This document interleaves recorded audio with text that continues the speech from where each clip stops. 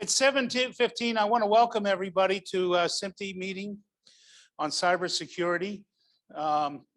Many of you got a chance to take the tour of DataPath, and I hear that worked out very well. And I think the catering worked out well this time. So I think we're in good shape with that. If you don't know me, I'm Jack Linder. I'm chair for SMPTE in Atlanta. And we got a great bunch of people, and we have a great presentations coming up. Andre, you're working on a couple presentations coming up. Topics? We have SMPTE who will be doing a presentation for us on the cloud platform, media supply chain. And they're gonna talk general overview on their agility and their automation workflows. Then in August, we'll have Chris Brown. He did a presentation for us on NBA. He will be coming back to do another presentation on sports production workflows during COVID. So that's what we have coming. We also have Dave Siegler. You said, Dave, you're going to do your presentation in November on ATSC3? September on ATSC3. For those of you who don't know, I'm listening to this streaming on my earpiece. So when you wonder what the heck I'm answering to, that's what it is. And we're also looking at, one of the moves that stations are doing is taking master control out of the station and putting it into a hub. And I'm looking for a presentation that might be somewhere around November. So we've got presentations we're working on. We've got managers who are working on these presentations, and it's great. We're going to, before we start, just so the people know who are streaming, if you have a question, just mention it to me. I'll listen to you and repeat the question for you for the people here. Otherwise, it gets very confusing. So if you have that, please just ask the question. Richard, if you'll get up there, I'll put up your presentation and I'll start sharing it for everybody. And hopefully I'll get all these buttons right. So bear with me 1 second. Not a problem, not a problem.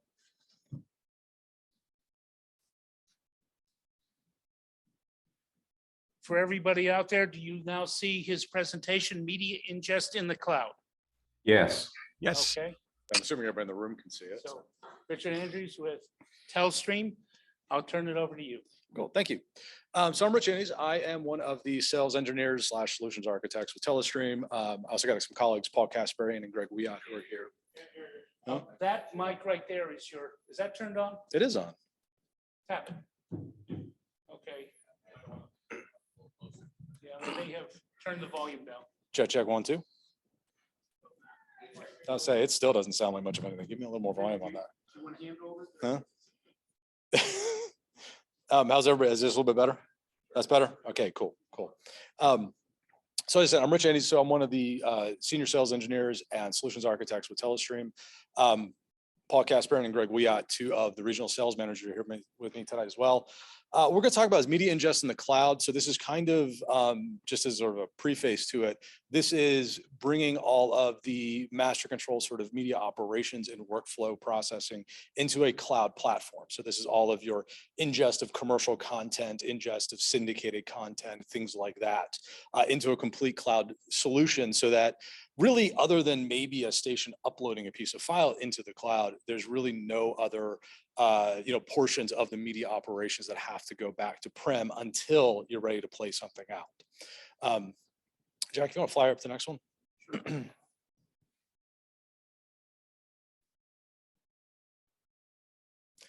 So kind of where this comes from is what are the challenges, what are the big things we're dealing with, in terms of looking at a TV station group across the country. So a big part is, you have all these separate systems everywhere and everybody's kind of doing things different ways. There might be an idea of standardization. Paul's telling me to do this. There might be some idea of standardization in terms of, maybe you're using the same media processing, maybe you're using the same media playout, but the reality is the operator at station 1 versus the operator at station 2 is going to do something a little bit different. Maybe one station drops bumpers from their syndicated content, meaning they can sneak an extra commercial in for a little extra revenue. This creates a bit of chaos as you're trying to manage this across the company, especially as you're trying to centralize traffic and other operations. You also have the problem that if you have 100 stations in your group, you're processing the same piece of media 100 times. And why would you want to do that? Because now you've got, 100 stations, 100 transcoders. Maybe, some of these stations have 2 or 3 transcoding engines. So price really, really piles up on that. There's also a big problem that comes in as anybody, talking cloud or other deployment options has run into, the idea that, okay, I need a little more horsepower. I need a redundant server. Now I've got to buy another very expensive piece of hardware. I got to find rack space. I've got to make sure everything's cooling correctly. There's no way to sort of just bump up your compute resources without taking the entire package into consideration. And that becomes a big problem. And then the bottom one, of course, since we're talking about cybersecurity tonight, one of the biggest things that becomes a problem is what happens if your system's compromised in some way. This could be, just a single server that gets compromised to an entire facility or entire group outage or effect. And how do you recover from that in a timely fashion? Which, if you've got a bunch of on-prem servers and on-prem backups that might have also been compromised, is not very easy. So, Jack. Next one, please. So what we looked at, and most of this comes from a partnership and a project we did over the last couple of years with Sinclair. We did a big thing with AWS. We did it at NAB. It's available for streaming. That kind of goes into a little more specifics about their use case. But kind of what we looked at to achieve is this list of stuff. So media operations automation. So this is the idea of taking all that commercial and syndicated content and automating the process of getting it into the media workflow, media pipeline, and then getting it to a place that the stations can receive it. This is sort of classic for what Telestream does. We have a product that specializes in doing these kinds of workflows and this kind of automation. And we brought it into the cloud to help out with this. And this is all the stuff like metadata exceptions, identifying things where maybe commercial spot claims it's X long, but we actually analyze the spot and it's not, so we can create exceptions, create alerts, things to make sure that even though it's automated, we're protecting something from sneaking through that isn't quite right. API integrations for other cloud platforms, API integrations into us. So this is the use cases of being able, if people want to have long-term storage, tiered storage, maybe. So we can do things like pass off to storage repositories. In this case, we did a lot of work with S3. So a lot of this stuff is like S3 lifecycling. So we're aging stuff into deeper archiving for long-term storage automatically, just by relying on standard integrations with the AWS platform.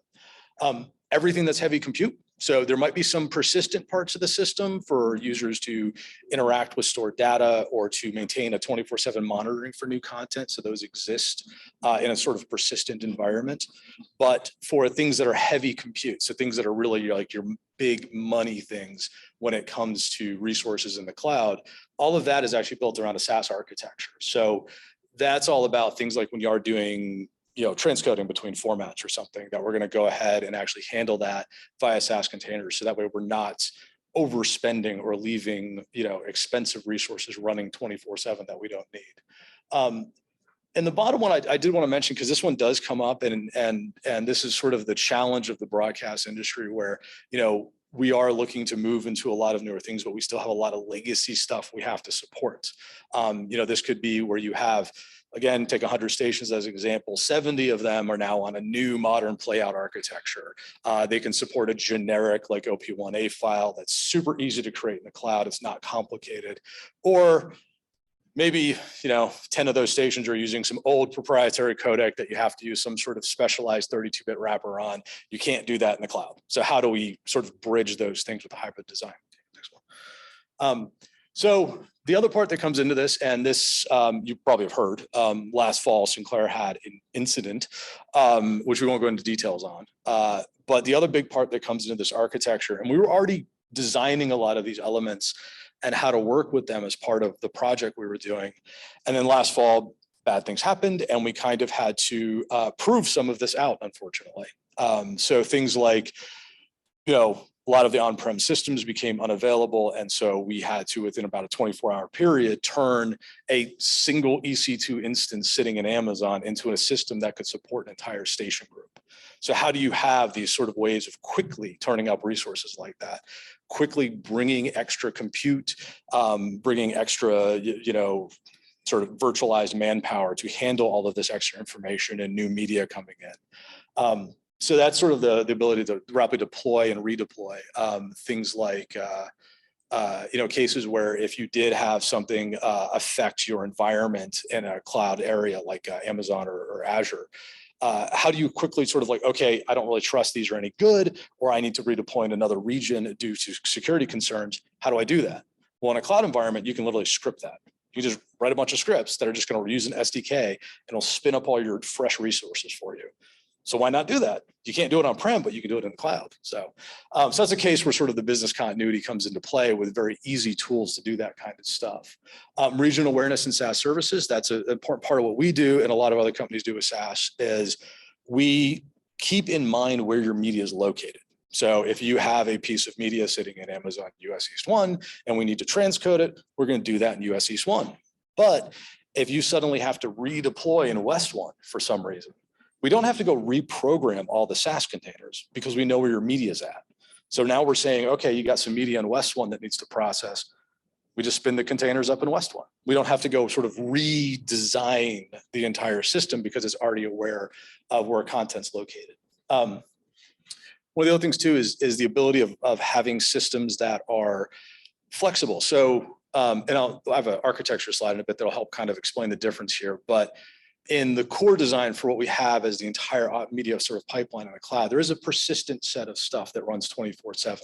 So these are a database of stored material. These are things for users to be able to interact with some of that stored stuff. The persistent engine that monitors for incoming content and does some of the advanced metadata manipulation.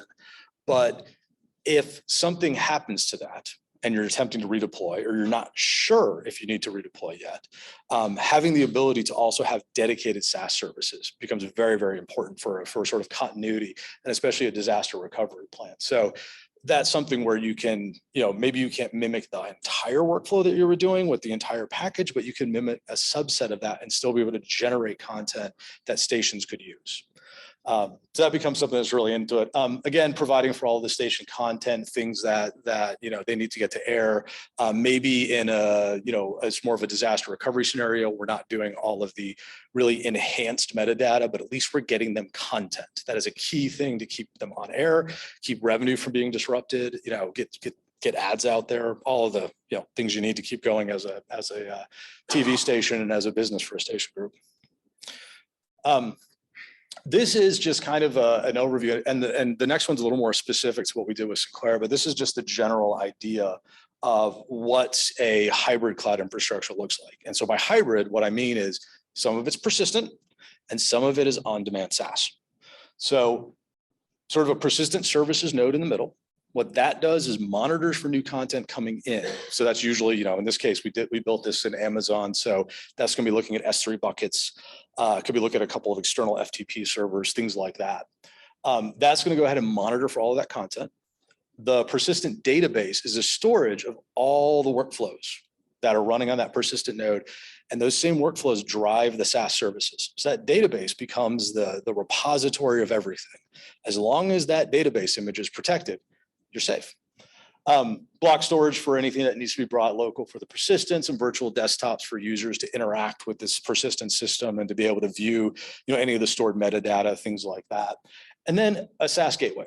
So that gateway is going to go to all of the different SaaS services that are available. So that way we can push that compute out. We can push out any of those jobs that need to run in a container rather than the persistent area. If you fire the next one, I'll show you. So this is, it's not the complete view, but it gives you kind of an idea of the system that's currently active, the one we built for Sinclair. And this one is active, running on a daily basis. There is a single Vantage node. Vantage is sort of our main workflow and operations engine. So that's what runs in the middle. That monitors for all new content coming in on S3 buckets. That includes all station commercial spots.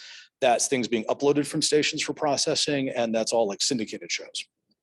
That central node does all of the metadata, does all the stuff like check the commercials to see what the ad IDs and the in and out times, things like that are. Stores all that in a database, it's RDS. We chose that on Amazon because in terms of sort of security and backup, you can configure RDS to do multi-zone, multi-region, whatever you need to do. So not only does it take snapshots every night, but it actually is something that can real-time flip to a backup instance. So if the primary was compromised or something happened to it, your services simply fail to another zone. Worst case scenario, you fail to another region, but that way you keep running. A little bit FSX storage, if you're not familiar, AWS FSX is just one of their storage tiers. FSX for Windows is the one we're using. That just provides some local storage for the Vantage node for things like proxy views and a few basic things like that. But that gives you your sort of persistent section in the middle that runs there. It's running 24/7, pretty lightweight. And then everything we run that does advanced work is in IntelliStream Cloud. So that's going to be all of our transcodes. That's going to be deep media analysis. Deep media analysis could be things like audio measurements, black detection to try to auto segment shows that don't have their own metadata, all sorts of different tools like that. Text to speech services, media enrichment services for enhanced metadata, QC tools are available in the cloud. All of these kinds of things are now available because you're up there, you're ready to go, your media is up there. So there's no having to upload a file, download a file and take an egress hit or anything like that. Everything's available.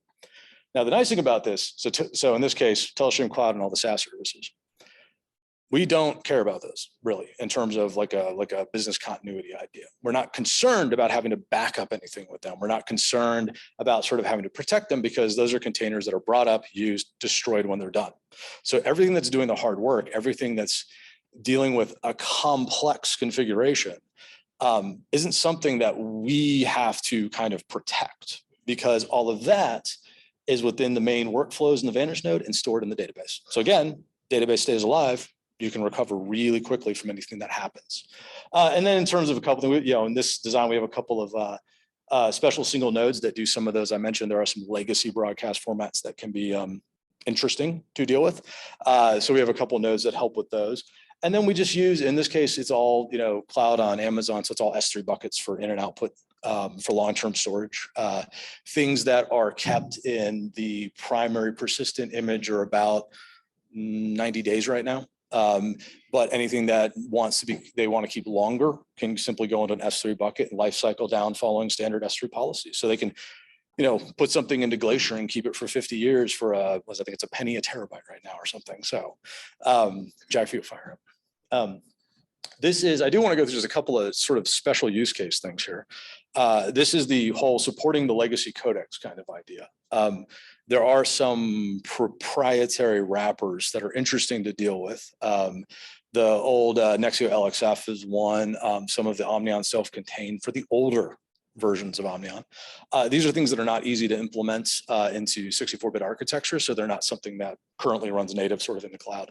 But that's one of the neat things we can do is all of these things we can do the cloud and the SaaS container work to create the base MPEG-2s that are really what those files are. The rest of the, what is an LXF, the rest of it is a custom wrapper with a custom data track, but it's still just MPEG-2 video.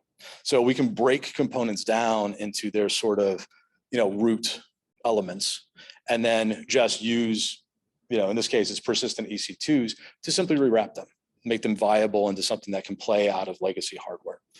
So easy, creative ways to sort of leverage all of that cloud technology, and then just sort of get maybe the classic file we need out of it without having to, spin up for what it would take to do the amount of, say, LXFs. We'd probably have to have 20 additional Vantage nodes running in the cloud for the amount of content we're dealing with versus, they can just spin up any number of SaaS containers they want and be done with them, save a lot of money.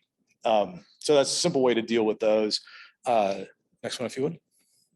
One of the things I do get asked about a lot on this is, so right now, the station groups, the stations in the group are on-prem, so they are still in their buildings.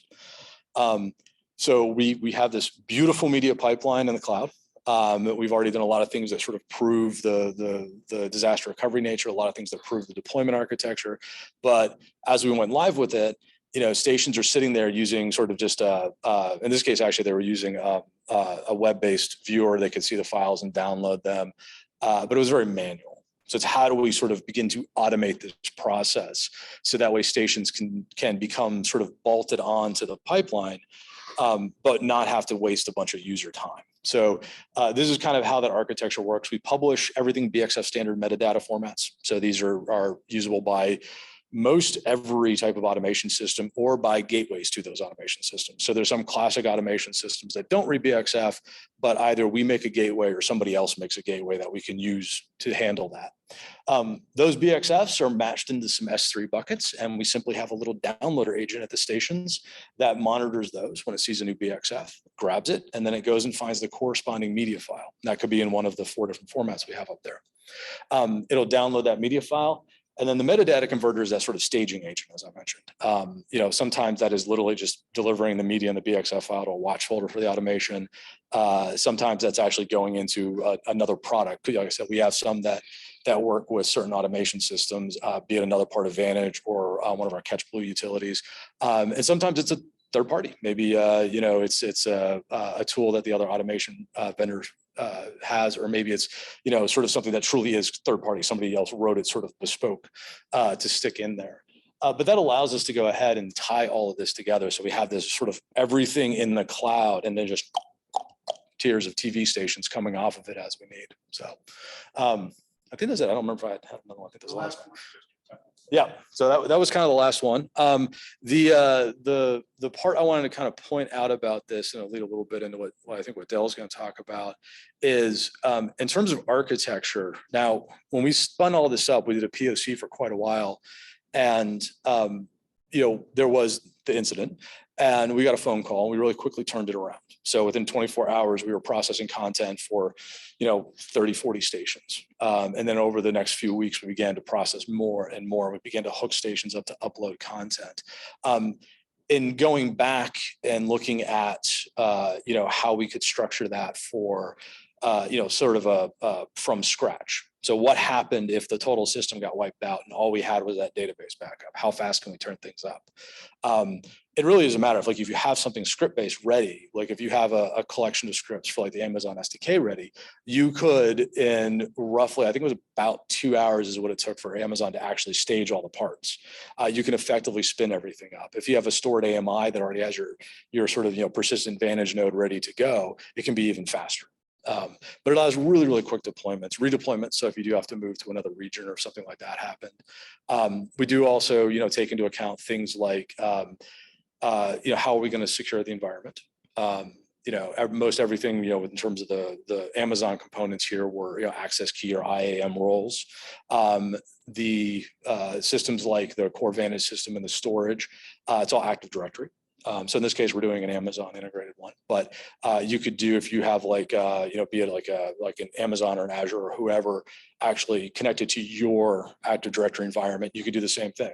All the tools can then hook through that, and you have a good secure environment and good access control to limit who can do what, make sure everything's running securely. So all of that becomes viable. Pretty much every cloud provider supports those options. You're not really going to run into a case where you're going to be barred from a certain type of security, with a different cloud provider or anything like that. So I think I'll stop there for the moment. See if there's any questions from the room or anything. Do we have any questions? Yeah, go ahead and repeat the question if you will. Go ahead. Are you integrated in any streaming services that are well known or anything? So are we integrated in any streaming services? So what we do mostly when it comes to streaming services, Telestream does a lot of work with sort of like VOD authoring. So we do a lot of transcoding, a lot of metadata preparation for VOD authoring. We also make a series of products for actual true live streaming. Some are like desktop production type, and some are hardware-based, 24/7, enterprise-grade streaming appliances. So for authoring, that's kind of where we come from. Our cloud platform does support things like generating like the VOD packages and things like that. So we do support all those. We also have a part of the division in the company called IQ that specializes in monitoring applications. So they do. I couldn't even begin to go through the list of all the companies that we currently provide monitoring for, but it's pretty extensive. So that's kind of where we fall in when it comes to live stream services. Richard, if I can add in, go ahead, Doug. It's Dave online. Hi, Rich. I'm wearing my ATSC 3.0 hat.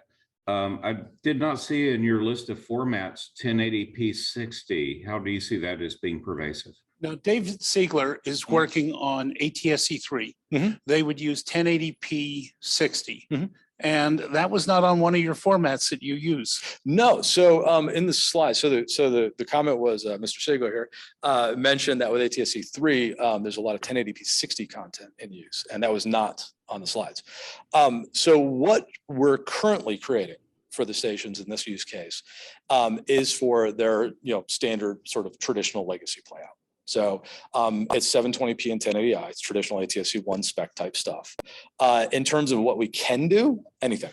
So, I mean, we'll make any format you want. So, in fact, with most 1080p, if you're doing a standard MXF or if you're doing like 4K content, you're not going to be dealing with legacy codecs. So in some ways, it's actually easier because it truly is just all SaaS containers. You don't need anything to rewrap it in the legacy containers. So, Is that it, Dave? Did that answer it? Yeah, Okay. thanks.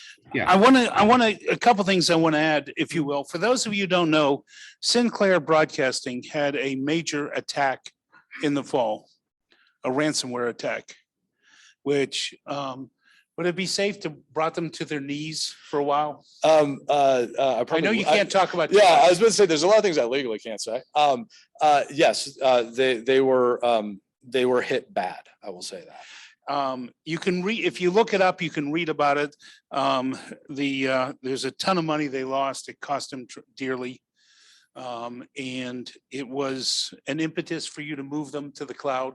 Well, like I said, we were already working on a POC with them. So we had some work already in place. Impetus to move them quickly. Yes, that was that 24-hour emergency turnaround. We had a POC system that was probably running like 3 workflows, and within 24 hours, it was running like 50 workflows. So if you think in our industry, how much is controlled by a computer and how much is done by computer, and then all of a sudden you can't access any of the computers.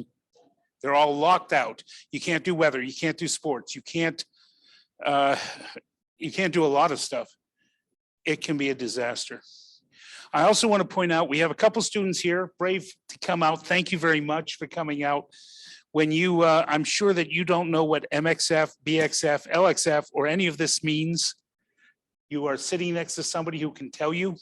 And if not, stay after and we'll discuss what that is. Because I want to make sure you guys got a full, understand what the full presentation was. The other thing is you don't know that many broadcast groups that can own 10, 20, 30, 40, 50, 100 stations, they've gone to a system where instead of the station doing everything, and I'm not sure if that was 100% clear for people who are not in the industry, it goes to a hub. The hub may control a number of stations. So instead of that commercial for Ford going out to 50 stations and they have to ingest it and transcode and everything. And I'm just trying to understand. Oh, no, you're absolutely, yeah, you're absolutely right. For Chuck. Yes, people. please. Yep. They do it at the hub, they transcode it. Here was Vantage. They transcode it once, they make it into the standard for the corporation, and then they send it down the data lines. So that's really what's going on. Again, we can fill you in later for it. Any other questions? Yeah, Andrew. Can you leverage this solution across multi-cloud? If I want BCP to be across multi-cloud, can you do that as a solution? So we are working on architecting some multi-cloud stuff. Oh, thank you. Sorry. He was asking can this be sort of architected and implemented across multiple cloud providers? So, you may have your primary sitting in Amazon, but your backups in Google Cloud or something like that. So we are working on some use cases with customers doing exactly that. And they have to be very careful. The biggest danger that you have to watch out for is moving your media between your cloud providers, because that's where you're going to get nailed with egress costs. So if you are trying to have, using the case of broadcast stations, you have all of the syndicated shows for your entire station group coming into an S3 bucket, and then you want to duplicate those to an Azure Blob container. You're paying egress for all of that. So how do you come up with a way of duplicating your content safely? And that's typically where the biggest danger comes in, is how do you do that? How do you work with distributors to make sure they'll deliver to 2 locations? That's very key. And then the content you yourself create for the stations, do you want to stage that in 2 locations, pay dual storage and other things like that? So a lot of those really come into when we have these discussions to architect it. In terms of like the technology and the design, it's really not that bad. You know, stage a vantage system in 1 location, we replicate the workflows to the second, make tweaks because it's, you know, we're pointing maybe at a different, you know, storage container. But pretty straightforward to do so. You know, and then if one goes down, you know, the other's just there either running or in sort of a cold standby mode. You just bring it, you know, unpause it effectively. So it's not that bad, but the big part that is headache inducing is figuring out truly what you want to replicate when it comes to all of that media storage and what you want to take on when it comes to all of those extra egress fees and everything like that. That's the big problem. So, but we do have, I think 3 altogether that we're working on right now. One's actually active. It's effectively a cold standby system, but, and it sits, so if the primary goes down, they'll go turn the secondary on and it basically just starts processing from that point into the future. So they kind of aren't replicating because they don't see the reason for the cost. So, but yeah. Anybody else? Say, Jack, what's the rate that they are growing their storage each year for their cloud? I think Baron would like to know what is the rate that the storage is growing each year? The rate that the storage is growing each year. Oof. So this has been in full production since October. And actually got, I think in the S3, we actually talked about it today. I think in the S3 right now, we've got like a few hundred terabytes right now. We are storing what is currently 90 days of all content. That includes the original piece of media, any interstitials or intermediate copies we made, and then the version for the stations. And remember, we're making 4 versions for the stations. So, so from October to basically today, it's gonna be in the 400 to 500 terabyte range. Are you right now doing just the commercials and so forth, or also the program material, like old syndicated shows? Oh, so the question is, are we just doing commercials or are we doing syndicated or everything else? So we do everything. Yeah, so the system is currently running all national commercials. So that's what we consider stuff coming from distributors like Extreme Reach and Comcast. We're also doing anything uploaded from stations. So that's like anything they might get from a local advertiser. That can also be things like, 30-minute or hour-long church programs. So those are getting uploaded and processed by the system. And then, yes, we are doing all of the syndicated content from like Extreme Reach syndication and Pitch Blue. For those of you who don't know, Extreme Reach, Pitch Blue, those are systems which exist, I guess, to get for people, advertisers who have commercials to be able to distribute them to the various stations and everything else. Yes. Is that the best description? Yeah, so like Extreme Reach is as they're probably one of the most prominent. So there's someone who like an advertising agency would use them to help distribute both what's considered the copy instructions, which are actually the contracts to the stations as to, how often the commercials air, what time of day they air, things like that. And then also help distribute the actual media files with associated metadata that links it to the copy, includes things like media duration, in and out time, stuff like that. So it's sort of a whole package service that they provide. Any other questions? During these emergency situations, how much does your system rely on machine learning or artificial decision making, or are there humans in control centers that are saying, now we're in an emergency situation, cut over? So the question is, how much are we relying on things like AI to auto-determine a need to cut over versus having humans to do it? Right now, it's humans. We, like most people, are playing with a lot of AI engines for different things. That's like our speech to text and stuff like that. In terms of intelligently reacting, because of the complexity of something like an ingest pipeline like this, it's really hard to determine, okay, this thing failed or this workflow seems to be having issues. Where do we really know that the sort of the media pipeline itself is affected and we need to switch to a complete backup system? That I don't think there's a good AI answer for. I think that's what we're finding. Now, for subsets of the services, how do we know that potentially we have a problem with some of the instances we're spinning up on S3? Yes, that's monitoring algorithms. That's logic behind those. rudimentary AI. So I wouldn't say like, massive machine learning, but rudimentary AI. And we're constantly trying to involve this. We've had talks today actually internally about some tweaks to help be more responsive if things like Amazon Spot instances, which are something that they're spot instances, they don't always exist long term. So those can sometimes be a problem if you're transcoding a 3-hour piece of media. Amazon can literally take that resource away from you before you're done with your job. So we're looking at better ways of tracking that. We're looking at ways of going, oh, that happened. Let's do the next one on a more expensive, but they call it an on-demand, but it's one that we know will not be taken away from us. So things like that do get written into the background algorithms to try to make sure that the sort of independent cloud services can be very responsive and be there when you need them. But for that sort of centralized persistent portion and that sort of centralized orchestration, the complexity of it is something that I personally wouldn't hand over to a machine right now. I will be up there one day. I just don't think that that's a place to be just yet. But we are incorporating more like AI stuff in some of the monitoring logic, ways to tie into other background engines in the cloud services and things like that. So you might be able to get, an AI engine that knows when to alert you versus something that is probably not important. So you can use it as sort of a filtering for what the humans get inundated with in terms of error messaging. I think right now that's more where AI is effective for how the level of complexity of a system like that. Good question. Yeah, what's the average savings that you're seeing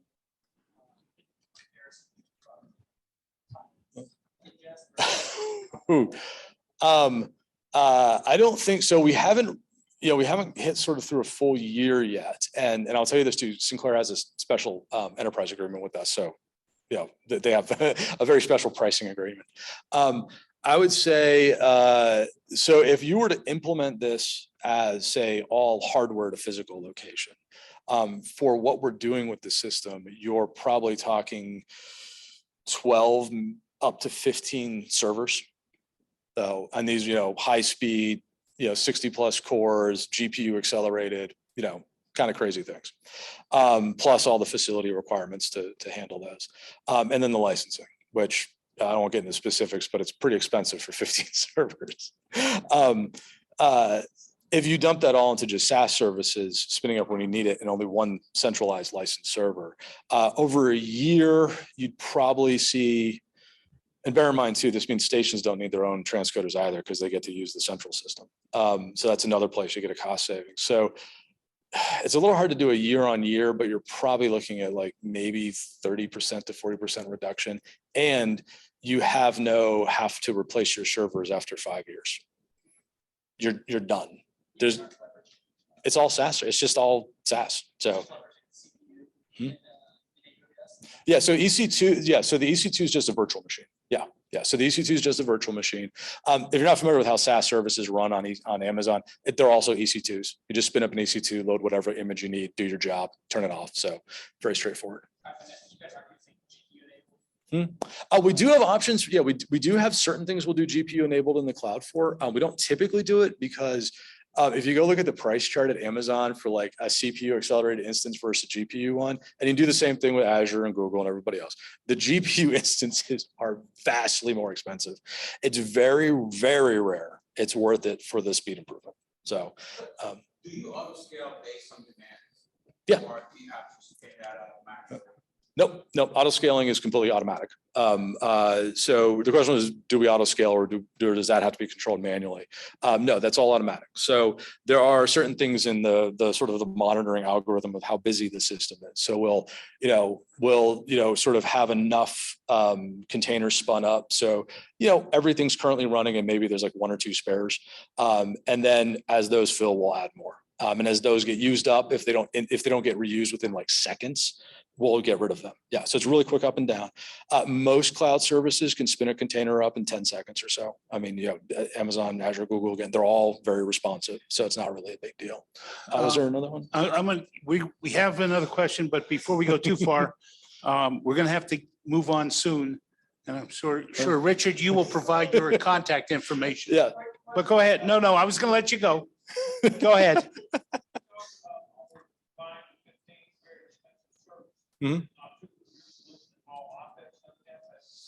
So with the SaaS services, it isn't. Thank you.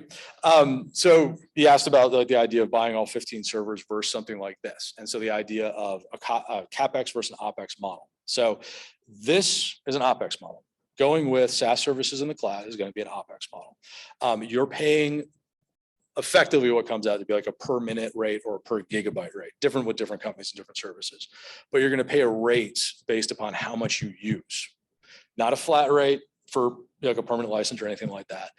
However, what happens in most cases with that, what happens in our case is you're using the service, you're paying us, to use it. There's no extra support on top. There's no extra base fees or anything like that. It's all included as part of that usage agreement for the services. So. With that, I thank you, Richard. no problem, Thank you no very problem. much. I'm sure that if people have questions, you might have a business card or two. I think I have a few with me. Yeah. Okay. Thank you very much. My pleasure. Dale, can we talk a little bit about how you try and prevent what happened to Sinclair? Yeah, we're gonna do a little bit of that too here. So, boot up my system here, but I don't know my slides as well as Richard did, so I'm gonna have mine in front of me so I can see them here. Yes. Bear with me 1 second. Now, did you get the latest one? I think, I sent you one just a little while ago, just because I'd forgotten to add my contact information to the first one. well, if everybody will talk amongst yourselves, I will make sure I have the latest and greatest. Was there, I have one modified 3 hours ago. Is Yeah, that it? that's it. All right. Hang on, let me make sure everybody remotely can see it.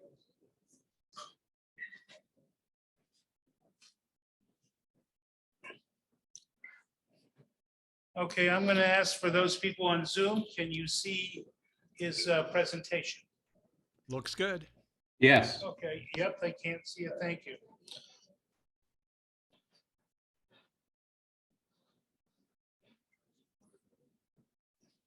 Oops. No, 1 second.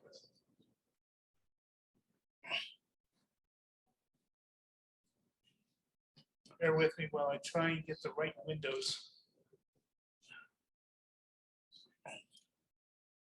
going. One of the problems that I have, by the way, for everyone knowing, is the projector I can't get to the controls because it's putting them too far, but hopefully everybody on Zoom can see it and everybody here can see it. You're just repeating the curtain because it's so impressive. I thought it was pretty nice. All right, you got the Zoom showing on the side there. Oops, hold on.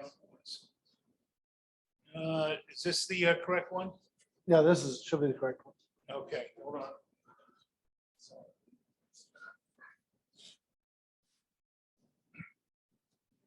Okay, go ahead. You want the next slide? We're good. Oh, yeah, you go ahead and go to the next slide. Good evening. My name is Dale Jordan. I'm Vice President of Operations. I'm not a sales guy. Yeah, the Oh, mic is this unfortunately one. low gain for the PA here. Okay, can you hear now? All right.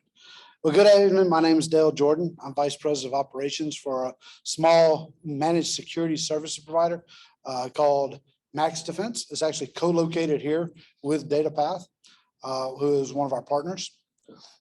A little bit about myself, and then I'm going to call out a couple of people I see on the list here. I have a couple of questions. So I've been in information security for about 20 years, a little over 20 years. So before cyber was a word. Okay, so going back to my military days with the U.S. Army, and then with my wife, who is a law enforcement officer. And she keeps me in check for security because she sleeps with a Glock beside the bed. But our children have grown up with a cop for a mother and an information security specialist for a father. So their social media has been locked down. They've been going through, we do due diligence on them, background checks on all their friends and everything, the deal. So, and what's funny is, when I was asked to do this a week and a half ago, right before I went on vacation, I got to think about motion pictures and the technology involved. I go to over 25 movies a year generally. I put 20 here, it's just low ball, just off of my AMC app. That's not including other places that I go to. But so growing up in the generation that a lot of the people in here did, the TV was our babysitter, what video games are now. So I grew up wondering about TV and how it's made. And I actually have some friends in the industry. So it's always neat to talk to them and find out about what you guys do behind the camera and beyond with the technology that goes in, like we were talking about with the data transmission, the broadcasting and all that. And I'm going to attempt today to add a little bit about cybersecurity and information security on top of it. Next slide, please. So some of my favorite movies, and there's always memes out there. Okay, so I went through and copied these and found them and thought they'd be interesting and how they apply to motion pictures and the technology and broadcasting and everything. You have to have the Office Space one. You have to have, yeah, if we could just stop clicking on phishing. You're talking about the breach earlier or the incident earlier.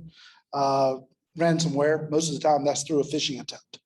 Something like 95% of all phishing, of all ransomware is delivered through phishing. So tell me again, how if I click, I will win an iPad. How many people get that kind of stuff all the time in their spam and everything? Or click here to qualify for a $50 gift card, things like that. Endpoint security, that's your laptops, your desktops, your servers. Okay, they have to have the, well, previously called antivirus. Now it's called endpoint protection. You'll see a lot of marketing stuff about next generation endpoint protection. There's always the next generation. But just some of these, and one of the things about these is before I put them in this presentation, I had to test them. Because the websites and things that I went to get them, you can actually embed malware in there. You can embed other things in it, the bad stuff that the bad guys want. So I actually had to take them and put them on another system, test them, remove any kind of formatting that might be behind it, any hyperlinks, anything, and then put them on this slide. I was talking to Richard earlier. We were talking about a use case where that's happened. So by a marketing person working on a slide deck, connected the computer to the corporate network the next day, or excuse me, was luckily stopped from connecting the computer, but had malware all over their system. So, but go ahead and go to the next slide, please.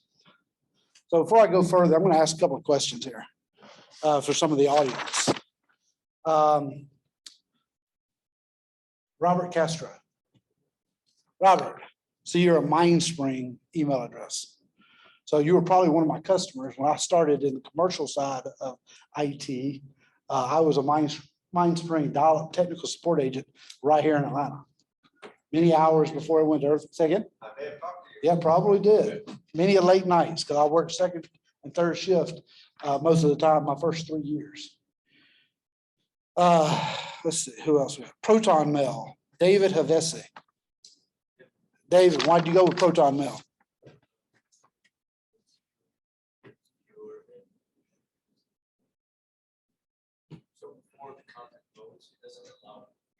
He says because it's very secure.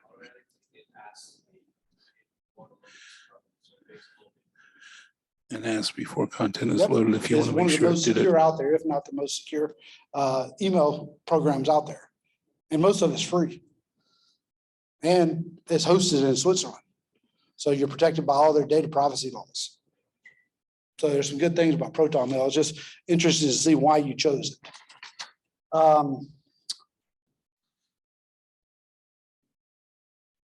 Trey Nguyen, Andre Normal, and Patrick Jabrail. Do y'all three know each other?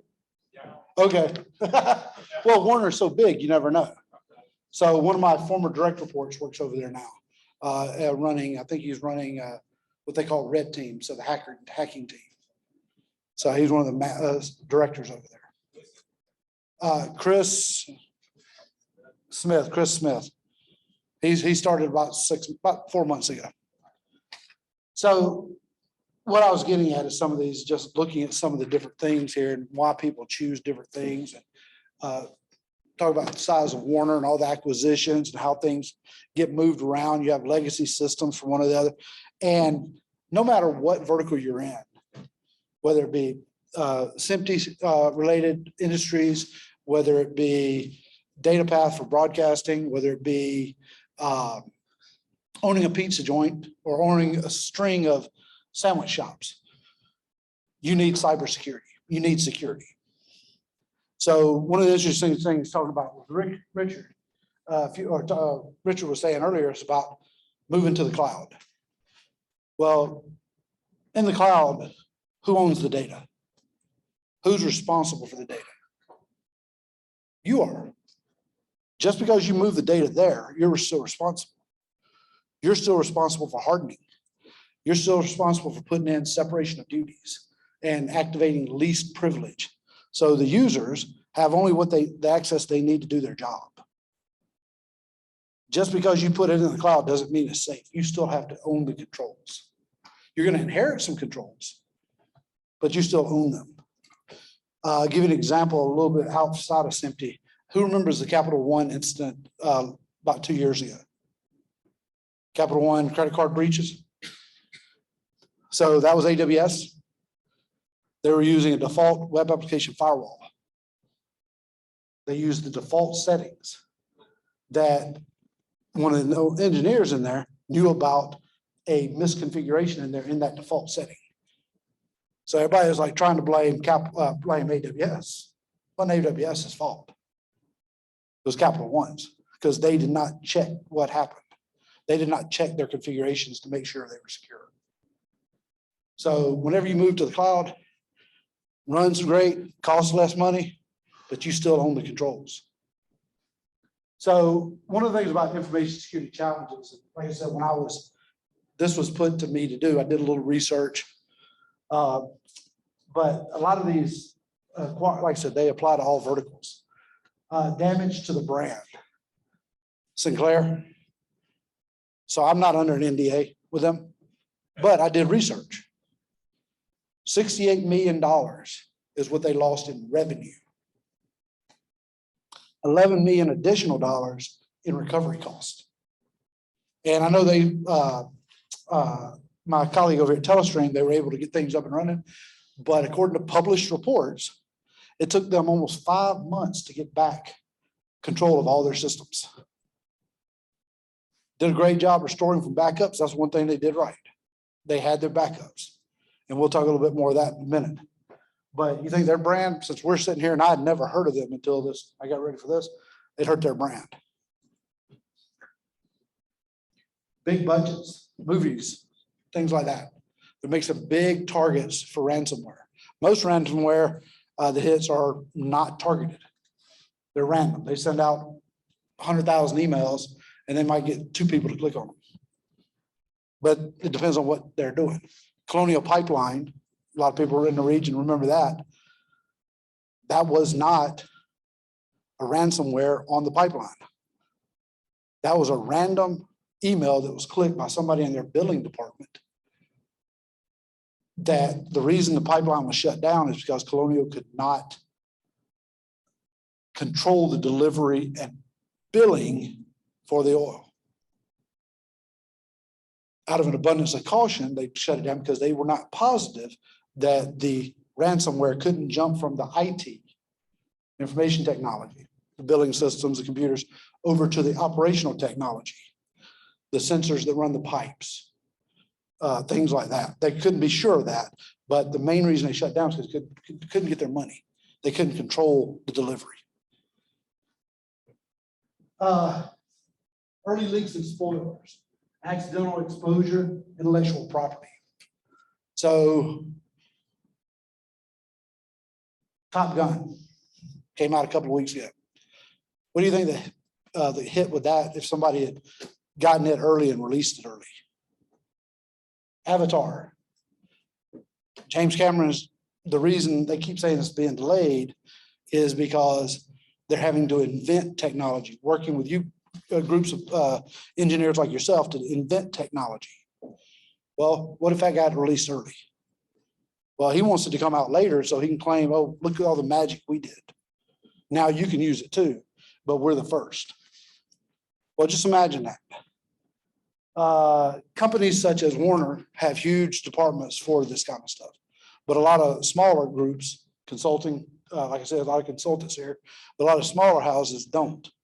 So they have to build out their information security programs to take into account some of these items.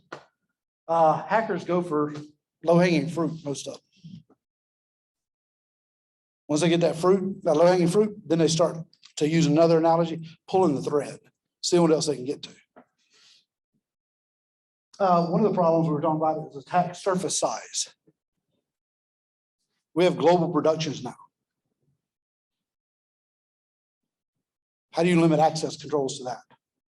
Who has access to what? How do you track? There's a lot of different technologies in there. Watermarking, we were talking about earlier, who has access to it, but it's not forensics level. If it gets shared. So who's responsible for it? Denial of service, streaming and gaming. 2014, I think it was, PlayStation, the Sony hacks. They had the PlayStation denial of service right at Christmas, and all those hundreds of thousands of young kids that couldn't activate their PlayStations that morning. And then we were talking earlier, it might actually given this movie a boost. The horrible movie, The Interview, was compromised and leaked a little bit early, and so it actually probably helped it make money because people were intrigued about what could be important about it. But that movie was just god awful. And then you have discover employees unauthorized access. Unauthorized access. Most everybody in here is old enough, except for some of my team members, to remember war games. Then you have the recent stuff, the Johnny Depp and Amber Heard stuff, the unauthorized access to some photos and recordings and stuff that were leaked to TMZ and to others. So it all comes down to protecting the information, protecting the brand, protecting the data, protecting the technology. So what we're going to talk about, next slide, please. So information security. Cybersecurity, we're talking about cybersecurity here. Cybersecurity is only a part of information security program. Cybersecurity covers the digital. Information security covers everything else. So when we talk, cyber means something different to just about everybody in this room, depending on what you use and what you do for your day and even what generation you're in. If you ask Brad here, because he deals mainly with the military and things like that, his version of cyber is going to be different from what's your name, gentleman? Andre. But it's all under the umbrella of information security. So for information security and cybersecurity, you have to have a mixture of controls.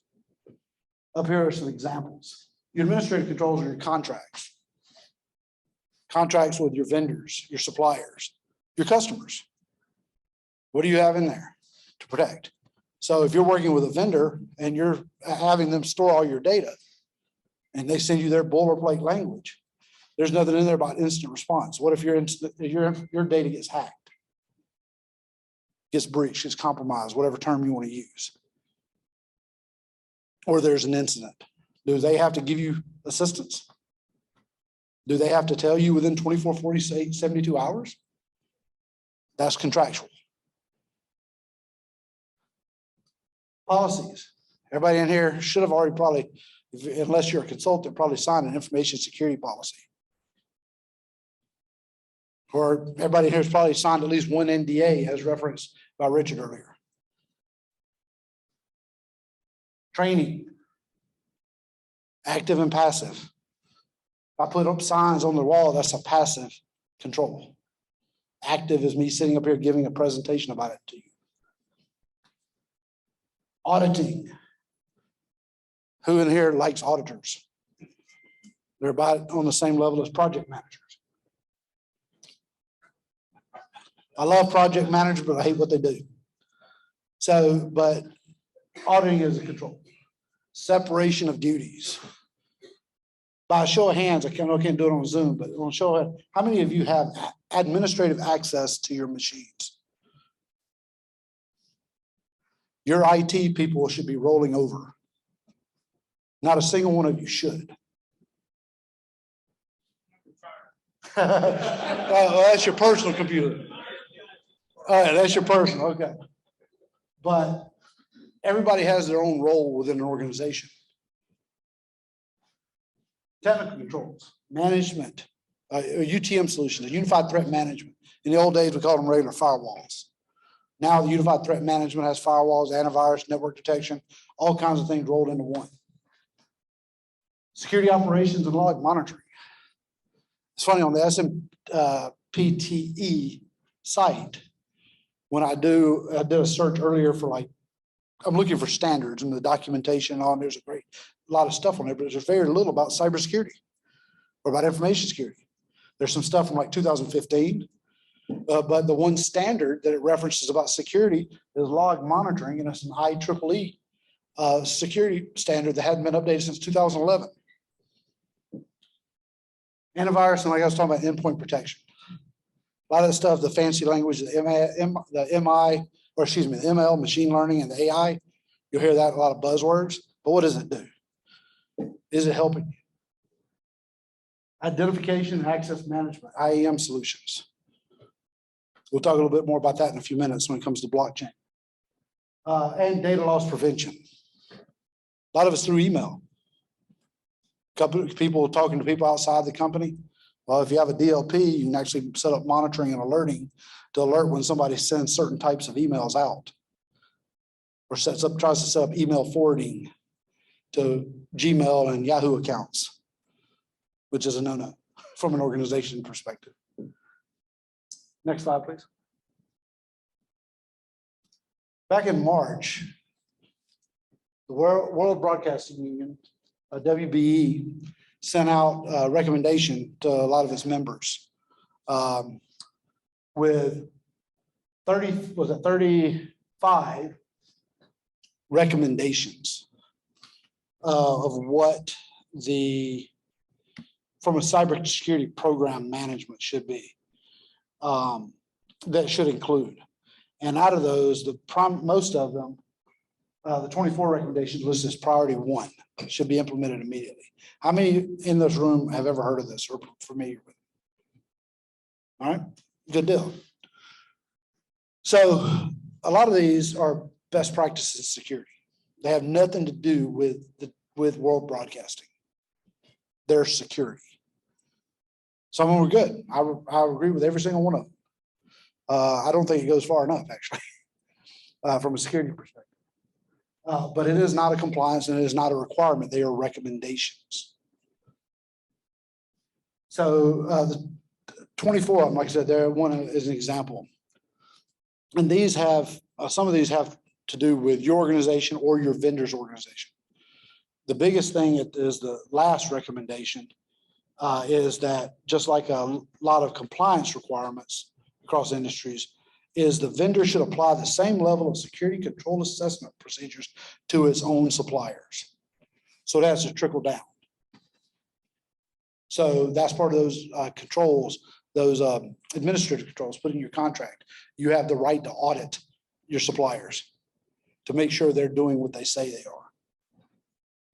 Just like with Brad here in DataPath, part of what we do with DataPath is help secure their supply channel, implement best practices, work with their compliance group to make sure that the IT controls are effective and being tested and things such as that, to make sure everything they put together you saw on the tour is coming through securely. Same thing here. It has to come down through your vendors. You have to hold your vendors and your suppliers accountable. Big thing, but No, I was going to add, one of the things you may not recognize is broadcasters have a lot of equipment which has to be supported by people for, so let's say it's Telstream or whatever. And now those companies have VPNs or access into the systems to do remote support. And it's a nightmare. And after the Sinclair breach, a lot of companies were thinking of just disabling all the vendors' support, which would have also created a huge problem for them. well, a lot of that stuff, a lot of them, they want it persistent. Shouldn't be persistent. Should be a requirement. You open a ticket, they open a ticket. There has to be that traceability through the who needs access, who grants it. So you can set up the site to sites, but they're only good for 24 hours, things like that. And then also you have to adjust for, you make sure that they have the controls in place for their hiring and firing. And make sure the access for those other people who are leaving the company or leaving that organization. But it becomes a very difficult situation for a company, think Sinclair, who may have 5, 10, 15, 20 different suppliers of software and hardware who all want to get in. It's a huge task. It's a to huge control. task. It's a huge task, but that comes from leadership. That has nothing to do with the complexity of the task. It's the leadership and the budgeting to account for that or accept the risk. Because when you're developing processes for dealing with your suppliers and all, they're not static. They're living. You have to have continuous process improvement. So it's working through those and seeing what they do, see how they streamline their operations, hold them accountable when you're doing your negotiations. And that's something to ask, because you can't always throw money at something to fix it. So you have to be able to streamline the processes for, I don't know what that I have is. no idea either. We're on a uranium mine. We will start glowing here in a few minutes. So, but yeah, so you have to hold your people your downstream people accountable, your organizations accountable. And that comes with a cost, and it has to be calculated into your strategic planning. You mentioned Colonial Pipeline. What was interesting is after they had their breach, immediately you saw an ad that says, we want to hire somebody for cybersecurity. Yep. Evidently, they may not have had anybody. Well, they had cybersecurity. They did not have C-level. They had maybe a chief information security, but he did not report to the board. And that's one of the government requirements. It comes down as an executive order from the administration that suppliers such as that have to have a C-level. Somebody reports directly to the board and reports incidents, things like that, to oversee that. But again, it's an executive order. In some cases, it's not enforceable unless they specifically have a government contract. So there's all kinds of different caveats there. It's very important, no matter the size of your organization, to have that C-level representation for strategic planning and budgeting.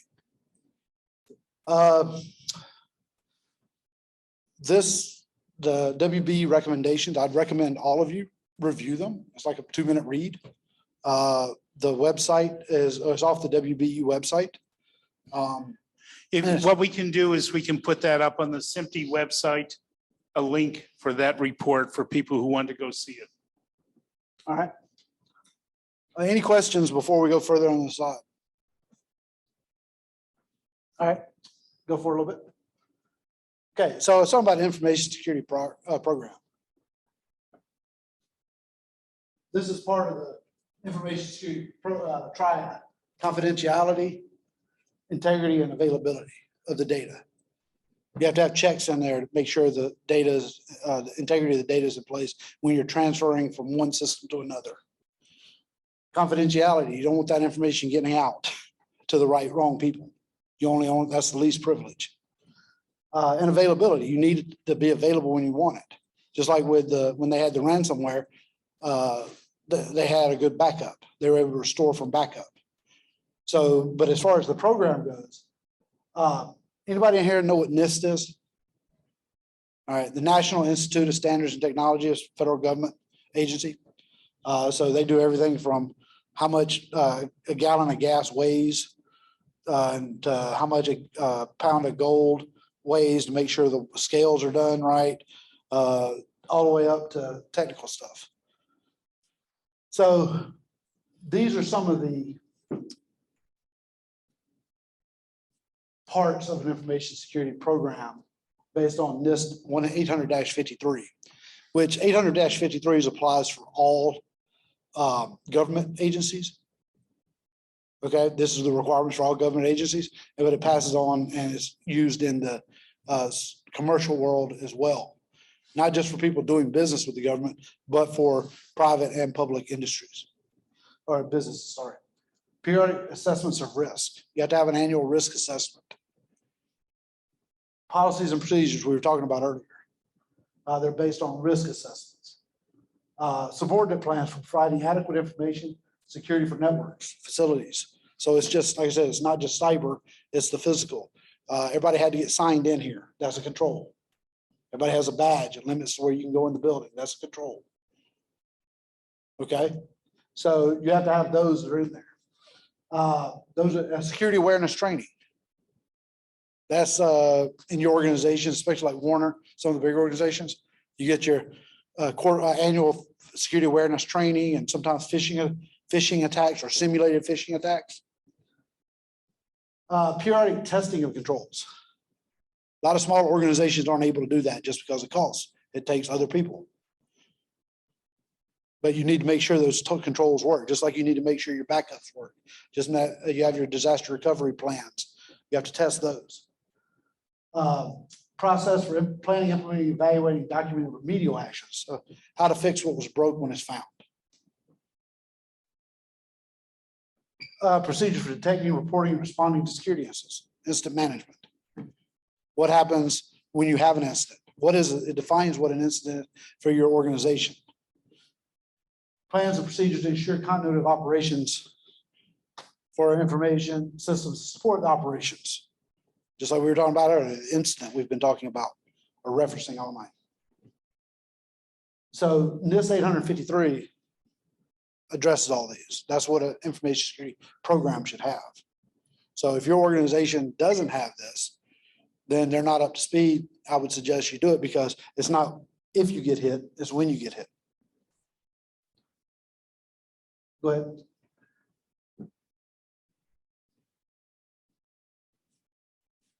Yes, next slide. So where do we fix all this? Well, this is a little salesy. Max Defense, we're a managed security services provider for organizations that don't have a full-blown security group, who may have 1 or 2 or 5 IT people, but they may have the security person. So we help offload some of that. So we're scalable for that. We have our SIM as a service and our security operations center, which is located in this building. Our security operations supervisor is here with us tonight, Brett. We have people watching networks 24/7. People or processes watching, depending on the engagement. Because hackers, bad guys, bad people, they're worldwide across all time zones. So we're watching. The next generation endpoint protection, as I referenced earlier. We have a standard product we deploy. And the cool thing about the ransomware, with that, we have actually the ability to set a setting in the policy. It's not by default, but set a setting in the policy that if it detects, if the agent detects an attempt to encrypt, it has a shadow copy already of the system. It stops the process, isolates it, and then restores to the last known good automatically without somebody interacting with it. And then it alerts our security operations team to investigate further and can actually kick that system. If we set it up, we can actually automatically kick it off the network. So it doesn't affect other processes or other systems. Then we monitor that out of our 24/7 systems. Go ahead, next slide, please. Incident handling, references a minute ago, part of the information security program. You need to know what to do in case there's an incident. Who do you call? Does anybody know? Not our retirees, but the people who are independents. But Andre, do you know who to call if you experience a security incident? Is that a physical or is that an information security? Okay, so you have a 24/7 number. See, hopefully it's working right for you. Have you tested it? Ever tested it? Have you? I mean, that's what I'm saying. Have you ever tested it? Okay. Hey, you'd be surprised how many don't. They have a plan that sits there, and I go into it, and there's a plan that's 4 years old, hadn't been looked at. One thing about your policies and your procedures, they're living documents. If you work in an industry where you guys don't have any compliance requirements, But if you work in an industry where there are compliance requirements, you have to review those documents or whatever, either yearly or triannually, depending on the organization and the requirement. And somebody, the owner of the document has to sign off. Yes, this is still accurate, or they have to track the changes to it. Credential monitoring. How many of you ever use, I notice a lot of you don't use your work email address on here, but how many of you ever use your work email address to sign up for something online, whether it be personal or work related? Well, we monitor domains on the dark web. And if it shows up on there, we alert you and work with you to make sure that you change the password and have a little education. So there was a Under Armour breach a couple of years ago with their MyFitnessPal. And there was one of our clients had 12 users in that. And the concern is what's called password stuffing, where they use the same password that they use on their domain account as they use on their work account, or excuse me, on that account they signed up with. Because a lot of people do that, unfortunately. So if a hacker gets your work email address, they'll just go out there and they'll start trying different sites. And if they can get the password, they do that too.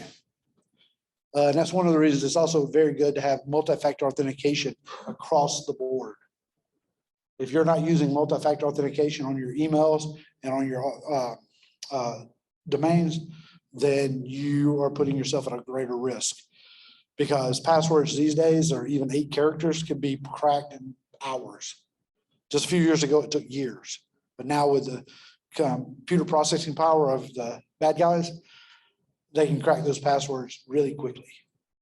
With multi-factor authentication, that's something outside of your normal password. Excuse me, whether it be a text message, say, hey, this is you, which is not even, text is still accepted by NIST, but email is not. It's not recommended for that one, or a one-time password application on your mobile phone. If you're not using that, even especially on your personal, you need to look into why not. And I would highly suggest implementing. Managed firewalls. That's like the UTMs I was talking about. We do that as well. We work with you to design, to architect your solution, or we take over what you have, look to improve it, and then monitor it for you 24/7. And responsible for moves that, or not moves, but changes to the firewall policies. Following best practices. So go ahead. Vulnerability assessments. I have our primary pen tester here, Jonathan Saldana. I've been with us a couple of years, and he's one of the bad guys. He's the ones he works out of his house about 99% of the time, because all he's doing is looking at our clients and scanning their networks and looking for ways to break in. He's paid to act like a bad guy. We do that for vulnerability assessments to get into places, also to, or as a white hat, which means a good guy, but also for compliance requirements.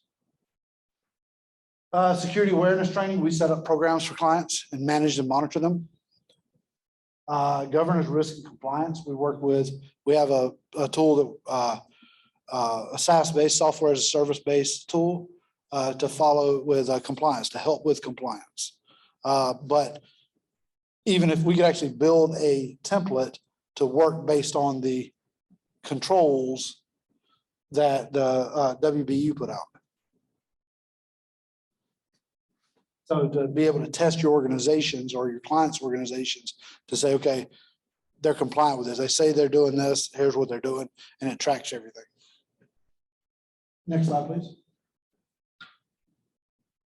So additional services we have is program review and development, cyber attack simulation, and the penetration testing, real-time phishing attack simulations, backup and business continuity, help organizations do that, manage it, asset identification. And we can also offer that senior security director level consulting. Clients use us as a trusted advisor. They contract with us for certain hours per year or month, just to have somebody to have a third party that's not just going to be a yes person to them. Next slide. All right, that's basically the end of our slide deck for today. Any questions or any comments? Yes.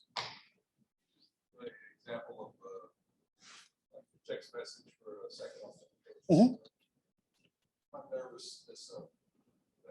Leaving my phone at the If airport. you're using text message for second authentication, You're trying to log he has concerns.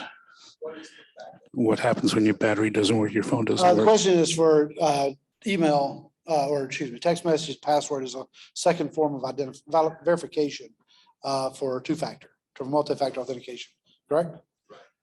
So one thing for your phone access, every organization, or if it's not controlled by an organization, you can go in there yourself and set your timeouts. So they're very minimal, like maybe 5 minutes if left alone. You can set up multi-factor authentication to get into your system, biometric generally. If you're using an iPhone, even though the facial has been hacked in the past, it takes a while. It's not like somebody, a person off the street generally can do it. With Androids, or any others, as fingerprints, to have that in there.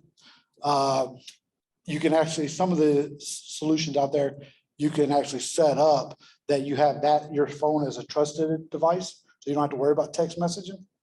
It actually is, if you're logging in from that phone, it does it. But that still puts me in a situation where my phone has to be with me or functional, or, you drop it, it's crushed, it's toast. You're paralyzed until you. A lot of solutions will give you two different options there. If you're running low on battery, you can choose to have an email sent to you so you get it on your computer.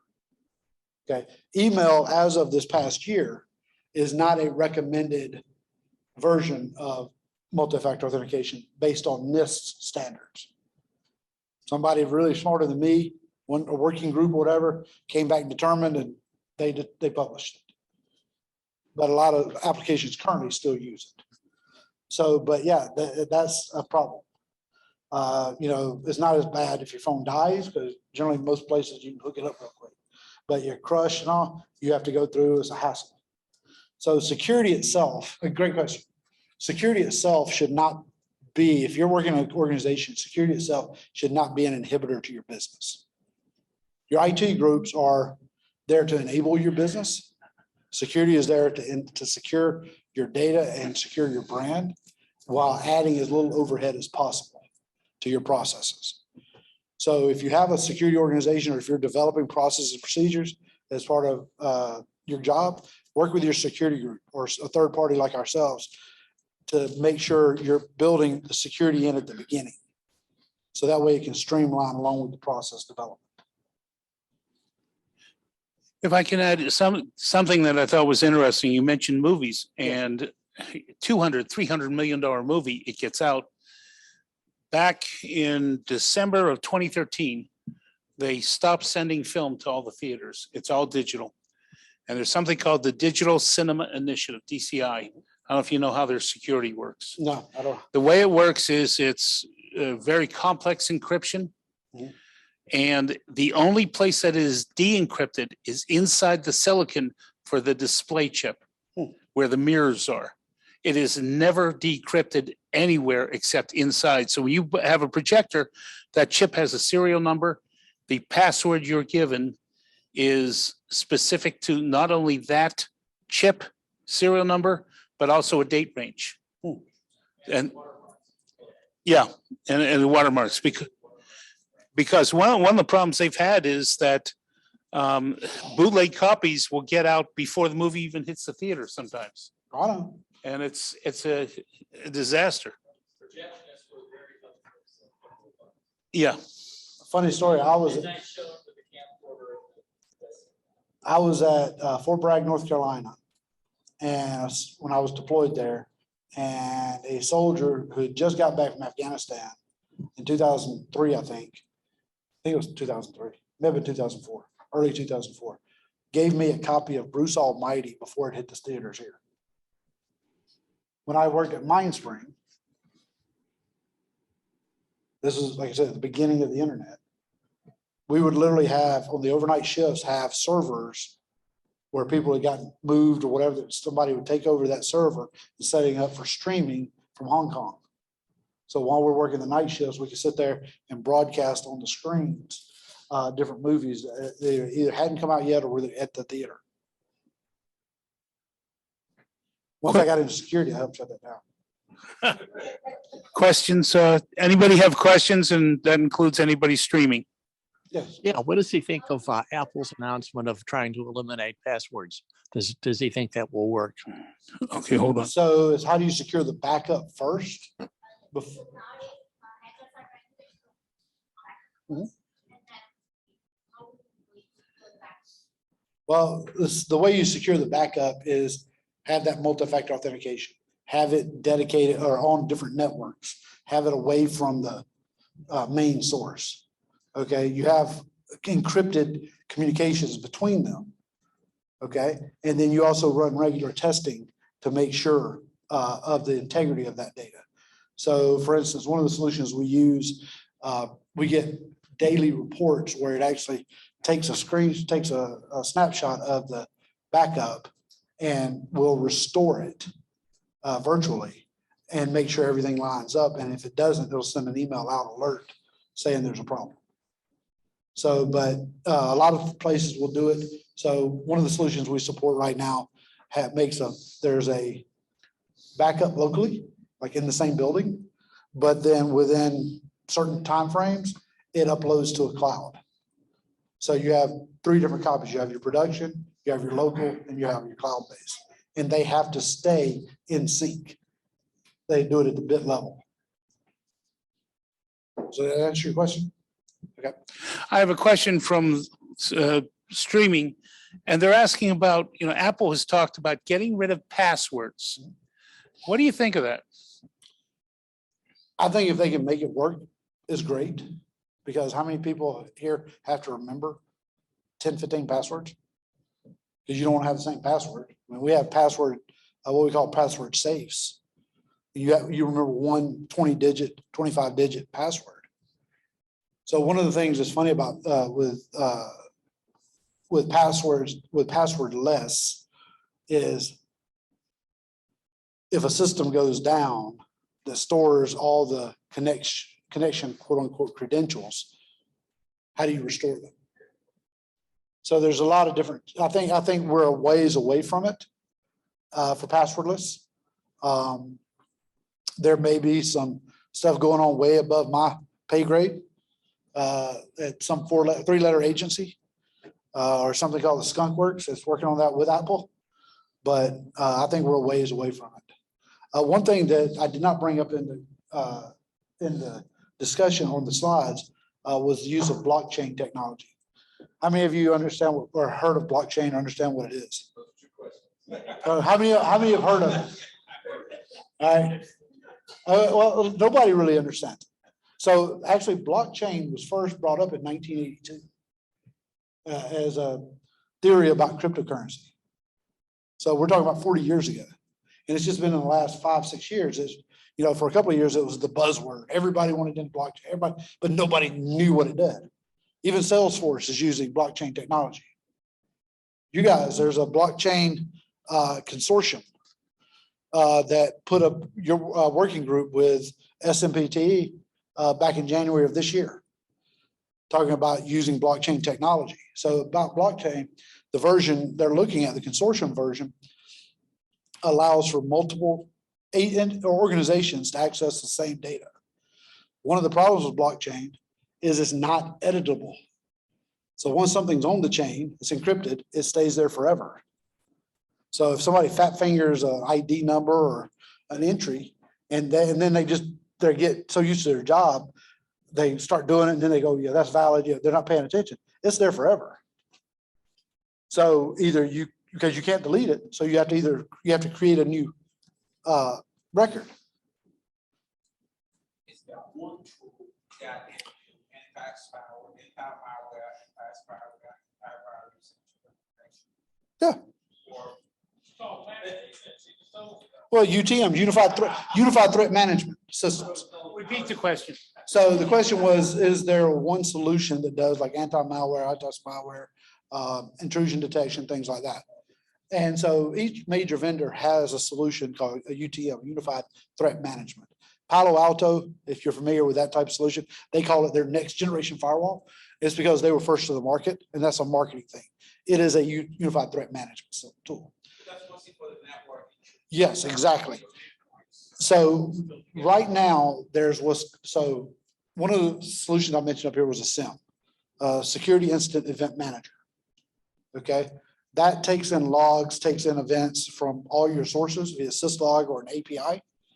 Okay, like Microsoft Office 365, and takes it and correlates everything and says, okay, well, this looks bad. That's what our systems monitor, our teams monitor. This looks bad.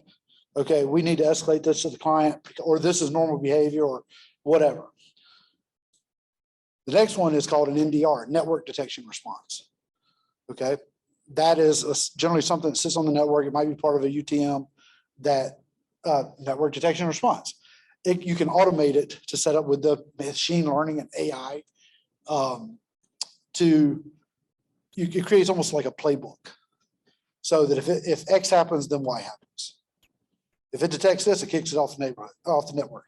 If this happens, it isolates it. If this happens, it quarantines the threat. So it has that built in. You have EDR, which is like the endpoint protection I was talking about, can roll back. Those are endpoint. And now they have what's called XDR, Extended Detection and Response. It's basically all those things plugged into one. The UTM, the NDR, the EDR, and the SIM, all into one. So the problem with a lot of EDRs and NDRs is for that forensic stuff we were talking about earlier, it doesn't keep logs going back or events or evidence going back a certain time. It just can't store it locally. So that's where you feed it into a SIM, because a SIM also can act as a log management solution. Again, I mentioned you guys don't have compliance requirements. I think it was you mentioned 90 days worth in your presentation, talking about 90 days worth of data. Yeah, so that's best practice, 90 days online and 365 days offline. That's best practices. Nationalarchives.org for transactional logs that have like tax information on, that's like 7 years. You have to keep it. But so all those solutions work together as an XDR. And once you get past the marketing spill, that's what they all come down to. So that's the underlying technology that builds into it. The XDRs are fairly new. So I personally would not invest in XDR for at least 2 years, because they're still working out a lot of the bugs. There's a lot of unknowns, and there's a lot of overpromising. Great question. Any other questions? Yes, sir. It's like the lowest sales guy in the organization. Up to standards and protocol.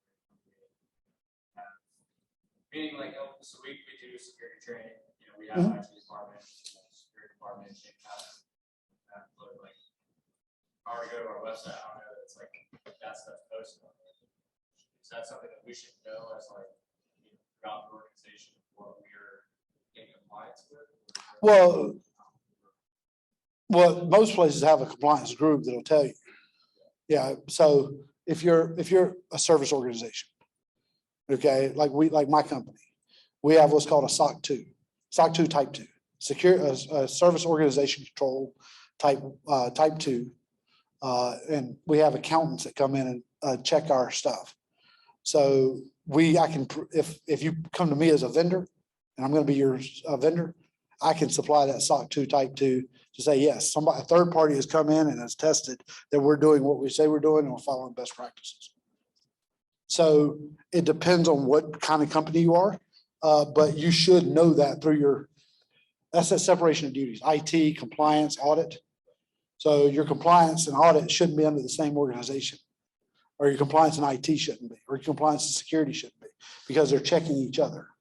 So if you have a compliance department, then they should be monitoring the internal controls. Not all organizations have that. So it's kind of the Wild West. But you would just ask your compliance organization, okay, what are we compliant with? Are we compliant with International Standards Organization, ISO? For instance, Brad here, as part of his supply chain, he has what's called an ISO 9001. He has to be audited every 3 years by a third party, and they do survey audits, and there's people here at DataPath that do internal audits. So they have to do that continuous monitoring to make sure it's in place. They can't use my organization to do the compliance because that's a conflict of interest. So IT, security, compliance, they all have different end games to borrow from the Avengers. They have different end games for their business requirements and for their goals. Does that answer your question? It does, that makes sense. I was just curious. I was thinking about it. A lot of steps we're talking about. Well, it should all come up under one information security program. And then your audit checks that. And your compliance checks that. So, great question. I've seen this in the past, and I just wanted to share, for those of you who think that attacks do not happen often, and I don't know if this site is any good or not, but to give you an idea, here's somebody who says they showing live attacks going on, and I'm going to share this for the Zoom crowd. You tell me if this is accurate or not, but It is actually less accurate. It's actually more than this, I would think. That's what they're yeah, monitoring. I've seen other sites that show you a lot Yeah. more, but this, on a quick search, this is what came Yeah, up. Fortinet has this. Fortinet's a UTM provider. FireEye has some UTM, has different tools. But So, attacks are happening all the time. yeah, and it's the source and destination. It's going on, when early in the early days of viruses, viruses, you had the ones that hit the mainstream media. Everybody heard about Love Bug, and some of those. Well, what they didn't know is back then, in different parts of the world, there were thousands upon thousands upon thousands of viruses being written every day. Some of them were garbage. Some of them people took and put all together.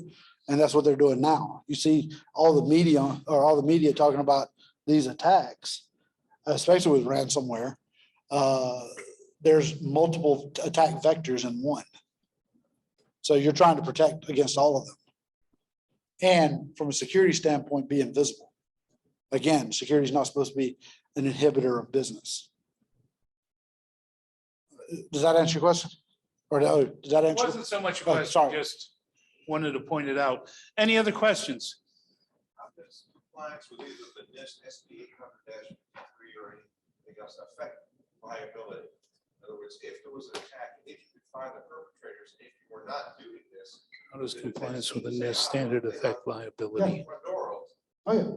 So one of the things is, good question. And it's not so much what you're talking about as far as, but it's cybersecurity insurance.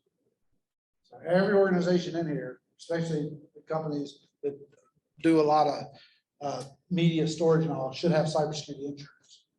Okay, and every year your CFO and your compliance group have to go in and answer a questionnaire. Are you doing X, Y, Z? Do you have an intrusion detection? Do you have that? You have to answer in a certain way. That's officer of the company, a test that you're doing. That way you get your rate. Well, if you have an incident, they come in and find that you actually weren't doing that, you can't prove it, they'll deny your coverage.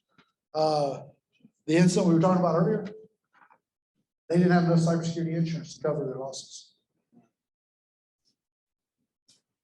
I had a customer, I was contacted by an insurance company last year or early this year.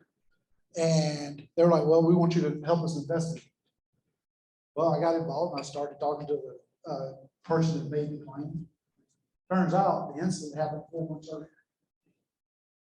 What they did is they went through and wiped everything, restored from backup.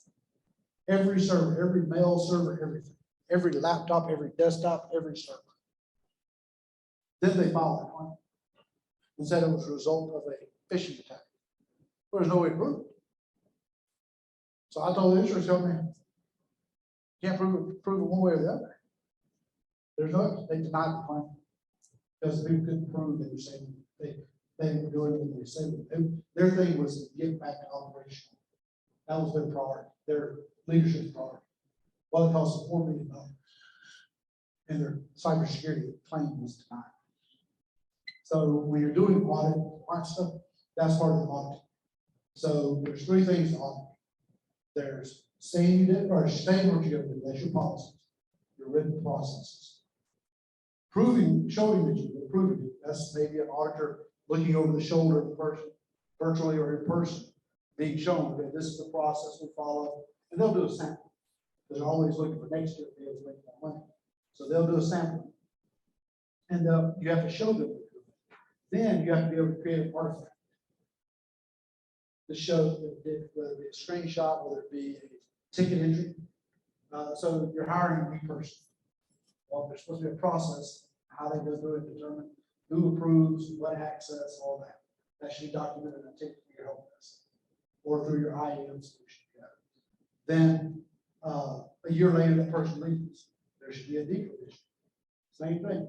It's all documented in the end. Then I can print out that and show it as an artifact. So the situation you said where they wiped everything out. In the situation where they wiped everything out. Kind of Is the question. The insurance is nice to have, but you want to fix the problem. So what happens? Again, that's strategic planning. That's risk management. So if there's somebody on that board of directors, on that board who made a decision to do it, whether it be an IT person, that's why you should never have security under IT. They have different end games. There should have been a security person on that for that client to say, hey, no, that's a bad idea. We need to do our instant management. What is the correct way to do it? You want to get back on the air? Well, it's a compromise. It's a compromise. So it's your backup and your disaster recovery. What he was talking about. It's at what point do you stop your stuff? Do you have not just backups? Do you have redundancies? Okay, where that system, you know, is compromised, can be taken offline and another one put up. Do you have load balancers? Okay, that way you can take that one system that's compromised and it's automatically going to feed over to the other two. Kind of the diagrams he was talking about, you have redundancies built in. So if your senior leadership is taking shortcuts and they're not putting in redundancies, that's a risk.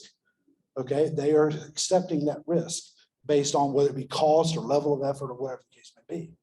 So it's finding that balance for your business model and your business initiatives and your business goals. If you're a public company, it's different than if you're a private company. If you're a large company, it's different than a small company. So it's what you're going to accept the risk of. What is your RTO? Your return to operations. Any other questions? I know we've been running very long today. Usually our meetings are shorter, but there's a lot of good information here. I want to thank our presenters. Appreciate, thank you. Thank you for having me. Thank you to Richard and thank you to Brad for the and DataPath for hosting. And then thank you guys for the for ordering the great food too. Yeah, and by the way, I want to thank, so it's DataPath, Telestream, Max Defense. Thank you for dinner. All right, one last thing, everybody, before you leave. I'm going to bring this over here. I need you to return your badges and I'll check off the name when we return them. If anybody has any ideas for future meetings, things they want to see, please let me know. We're happy to hear anything. Thank you.